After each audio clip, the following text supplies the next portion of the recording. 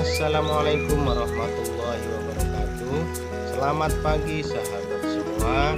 Jumpa lagi dengan kami News One Update Channel yang membahas tentang informasi, motivasi, traveling, perikanan, bonsai, dan masih banyak lagi. Sahabat News One Update Channel, hari ini kita akan berdiskusi dan ngobrol terkait dengan tips sukses budidaya ikan gurami. Oke, selamat menikmati.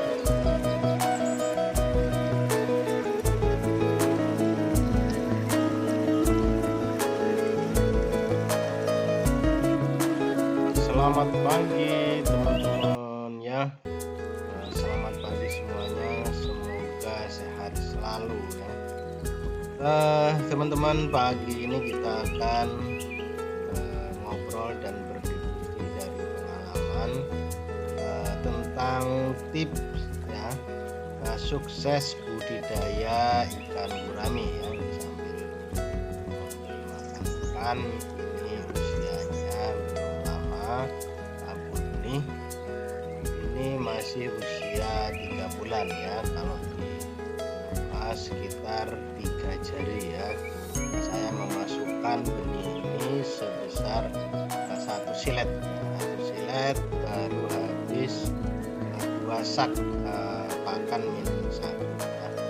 Nah teman-teman, untuk sukses budidaya ikan gurami ada beberapa tips ya atau tahapan yang teman-teman persiapkan ya. Pertama adalah lokasi lahan ya. Lahan yang kita siapkan adalah memang benar-benar lahan yang memiliki kecukupan air ya. Artinya air itu bisa kita peroleh dengan mudah ya. Baik di musim hujan itu kita membuangnya mudah, kemudian di saat musim kemarau juga tidak. Tentu air ini bisa kita peroleh melalui sungai atau melalui sumber air ya.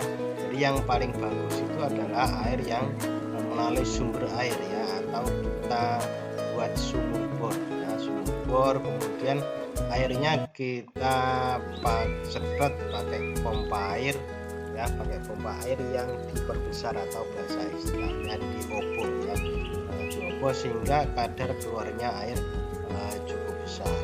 Nah, kedalaman air kalau teman-teman membuat sumur air itu paling tidak ya minimal 25 sampai 50 meter sehingga air yang keluar dari kedalaman sumur bor ini cukup oksigen, bersih dan jernih. Nah, bersih dan jernih maksudnya ya. Nah, kenapa saya sarankan untuk menggunakan air sumur?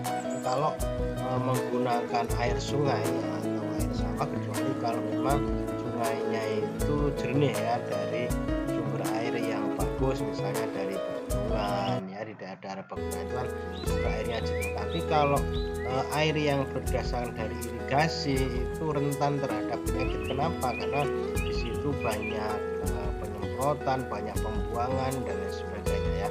Jadi saran saya tidak dianjurkan kita menggunakan air yang dari irigasi.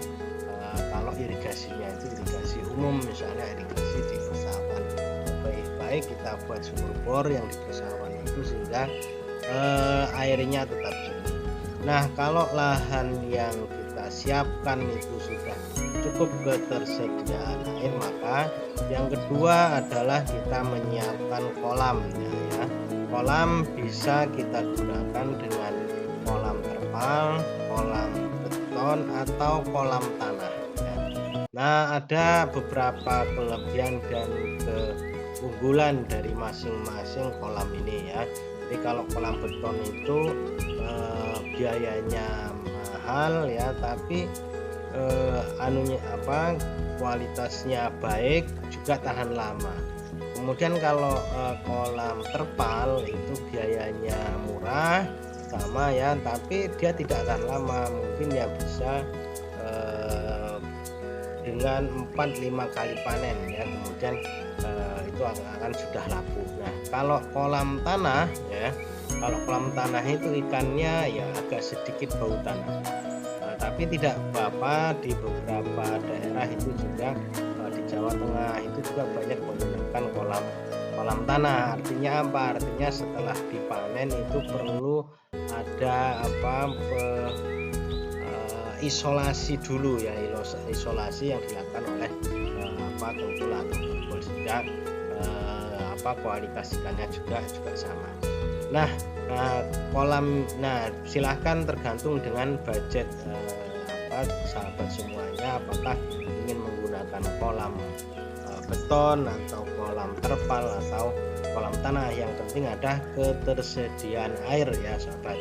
Kemudian kalau sudah ketersediaan air, kemudian listrik juga harus dipasang sendiri ya, terpisah dari listrik rumah. Karena apa? Karena kebutuhan air untuk kolam ini tidak bisa diganggu ya. Jadi kalau misalnya nanti waktunya mengganti, kemudian di rumah ada keperluan, nah kalau double itu kan sering neglect ya, jadi pasang sendiri. Nah, pemasangan listrik untuk kolam ini biasanya dibantu dengan bisnis dan harganya murah ya, harganya murah. Jadi bukan rumah tangga tapi untuk UMKM ya, nanti lebih murah bayarnya. Nah, kalau sudah kita siapkan kolam, kemudian listrik kita pasang sendiri, kemudian yang harus diperhatikan juga setelah pembuatan itu, sebelum untuk memasukkan bibit baik kolam terpal, kolam semen atau beton dan kolam tanah itu harus disterilisasi ya, teman-teman, sterilisasi. Jadi kita bersihkan kolamnya. Kalau kolam terpal itu kita gosok ya, kita bersihkan dengan cukup pisang dindingnya merata semuanya ya, kemudian sudah kita gosok. Kalau kolam baru ini teman-teman ya, jadi kolam baru atau kolam yang ingin kita semai ulang ya, setelah panen itu kita gosok, kita bersihkan. Nah, setelah kita bersihkan kita taburi garam ya, biarkan selama 24 jam. Demikian juga dengan terpal ya. Terpal itu ketika diberi air sedikit kemudian kita taburi garam ya. Kenapa? Garam ini menetralisir dari bakteri, virus atau bawaan ya. Nah, terpal juga begitu, terpal juga kita taburi air. Nah, termasuk di kolam tanah ya. Kolam tanah juga kita taburi garam. Seberapa besar atau seberapa banyak garam yang akan kita taburkan ya tergantung sesuai dengan kebutuhan lah, kira-kira merata di seluruh kolam. Nah, setelah kita taburkan, tunggu ya kira-kira 2 minggu ya, 2 minggu kita buang airnya, kemudian kita masukkan lagi ya. Setelah masukkan lagi, tunggu lagi 2 minggu. Jadi harus bersabar ya teman-teman, karena kalau tidak sabar ya nanti ikannya mudah stres ketika pengkondisian awal kolam dengan air ini. Nah, jadi ada 2 tahap ini yang perlu diperhatikan. Pertama, airnya dibersihkan setelah dikasih air, kemudian airnya dibuang dan dimasukkan lagi. Namun kalau khusus untuk kolam yang sudah 2 kali 3 kali, jadi tahapan ini cukup 1 kali. Ini khusus untuk kolam yang baru ya, jadi 2 tahap itu kolam baru. Kalau kolam yang sudah lama, pengkondisiannya ya itu tadi ya, kita bersihkan, kita tabur garam, kemudian kita biarkan sampai dengan 2 minggu. Nah, kalau sudah itu maka tahap selanjutnya, tahap yang ketiga adalah bibit ya. Nah, bibit ini kita upayakan cari bibit yang benar-benar orang-orang yang berkualitas ya. Jadi bibit yang kita masukkan ada aneka macam ya, tergantung dengan kesiapan keuangan atau modal kita. Saya biasanya pakainya yang silet, harganya ya 1000, 1100, 1200. Kalau lagi murah itu biasanya ya 900 per biji ya. Nah, per biji kolam saya itu ada 5 ya, masing-masing yang satu isinya 4.000 dengan ukuran 9 x 16, kemudian yang di bawah ini ada 3 ini saya masing-masing saya kasih 1000 dengan ukuran kolam 4 kali 13 ya. Nah, berapa kepadatan ikan yang ideal? Kepadatan ikan yang ideal per meter persegi itu maksimal 20. Nah, per meter persegi itu tinggi air, kedalaman air itu 1 meter, itu idealnya maksimal itu 20. Semakin jarang itu semakin bagus. Apa? Karena nanti kalau terlalu padat pertumbuhan ikan itu tidak sama ya. Tidak sama, ada yang besar, ada yang kecil. Nah, ini kenapa? Karena dia berebut terhadap pakan. Jadi yang besar-besar itu dia lebih menangan, nanti yang kecil-kecil kalah. Sama dengan ikan lele, tapi bedanya kalau ikan gurami ini tidak kanibal ya, dia hanya berebut makan. Nah, setelah bibit ini kita siapkan dan perlu diperhatikan, coba cari bibit yang pesan untuk tidak albino ya. Albino itu warnanya putih ya, warnanya putih, nanti itu kalau ada dijual itu tidak bagus ya, harganya rendah separuh dari harga normal ya. Atau ikan gurami yang warnanya putih biasanya disebut dengan ikan albino itu baik itu mau dijual hidup atau dijual kering itu sama-sama harganya murah separuh harga ya. Kita pakannya sudah habis banyak, tetapi harga jualnya rendah ya. Nah, itu bibit, sehingga bibit ini perlu kita sampaikan kepada penjual. Mereka biasanya akan menyampaikan dan menggaransi bahwa tidak ada bibit ikan yang albino yang. Nah, kemudian yang kedua juga ketika sudah kita siapkan bibit, kita tebar, perlu diingat bahwa 1-2 hari jangan langsung dikasih makan ya teman-teman. Langsung dikasih makan ya, biarkan ikan menyesuaikan dulu dengan lingkungan ya. Jadi biarkan ikan menyesuaikan dulu dengan lingkungannya. Kalau dia sudah sesuai, itu 2-3 hari kita uji coba, dikasih makan sedikit itu sudah senang. Nah, itu baru kita kasih makan sesuai dengan takaran yang sudah disiapkan. Nah, kalau besar silet itu pakannya bisa kita pakai PF 800 atau PF 500 dulu 1/1000-nya. Itu bisa kita satu kantong itu bisa kita gunakan untuk 2000 benih ya.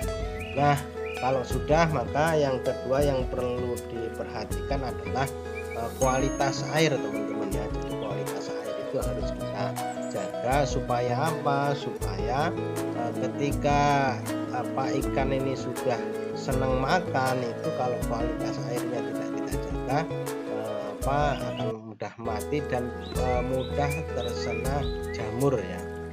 Nah, yang baik itu bagaimana? Yang baik itu tiap hari kita gojok atau kita kocor setiap pagi dan sore itu minimal 1 jam ya. Minimal 1 jam, kalau bisa 2 jam. Jadi kualitas airnya terjaga. Nah, nanti selang 1 bulan kalau kita lihat ada tanda-tanda airnya itu agak keruh, maka itu bisa kita ganti separuhnya ya. Nah, tapi kalau ikannya masih kecil seperti ini, nah itu cukup lama, bisa 2 bulan, itu asalkan di. Nah, itu teman-teman beberapa tips ya yang bisa saya berikan. Nanti kita akan lanjutkan di bagian 2 ya. Bagian 2 nanti kita akan bahas lagi beberapa kendala, termasuk bagaimana mengatasi penyakit ikan gurami ya. Jadi kalau ini tidak kita biasanya kan langsung stres, mati dan habis. Oke, jumpa lagi di video berikutnya.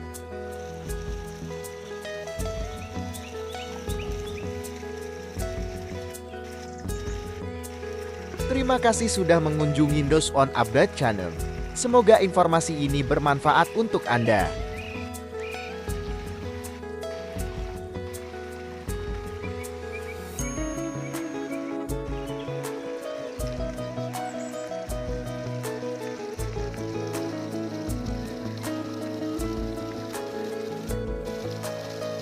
Tolong berikan klik pada tombol like, subscribe, dan share video ini ya. Itu akan menjadi semangat kami.